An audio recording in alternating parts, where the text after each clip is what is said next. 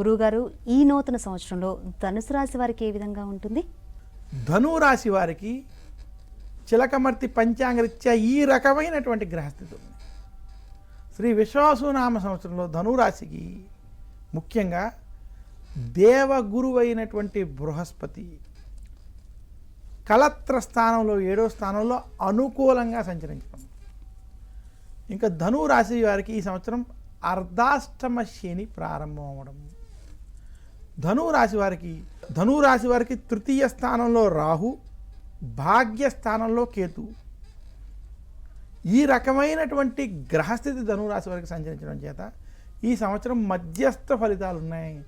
ధనురాశి వారికి గత కొంతకాలంగా ఏలినాటి శని పూర్తయినప్పటికీ ఇప్పుడు వారికి అర్ధాష్టమ శని ప్రారంభం అవడం చేత కొంచెం మధ్యస్థ ఫలితాలు కనబడుతున్నాయి.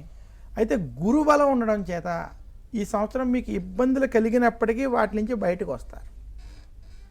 రాహు కేతువులు కూడా కొంత అనుకూలంగా వ్యవహరించడం వీళ్ళకి కలిసి వచ్చేటువంటి అంశం.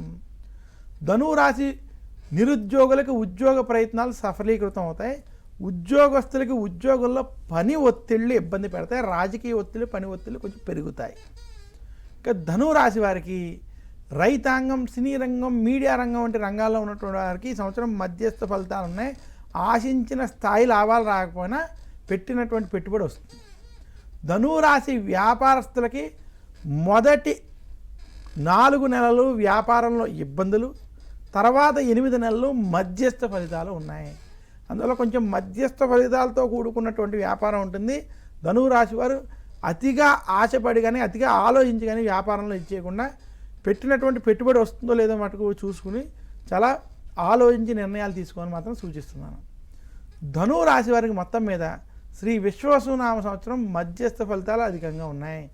ధనురాశి స్త్రీలకి, విద్యార్థులకి ఈ సంవత్సరం కలిసి వస్తుంది. ముఖ్యంగా ద్వితీయార్థంలో బాగా సత్ఫలితాలు ఉంటాయి. అర్ధాష్టమ శని ప్రభావం చేత ధనురాశి వారికి చాలా పనులలో కొంచెం ఆలస్యము, ఇబ్బందులు, చికాకులు ఉంటాయి. కోర్టు విషయాలు, గొడవల విషయాల్లో ఆచితూచి వ్యవహరించడం మంచిది.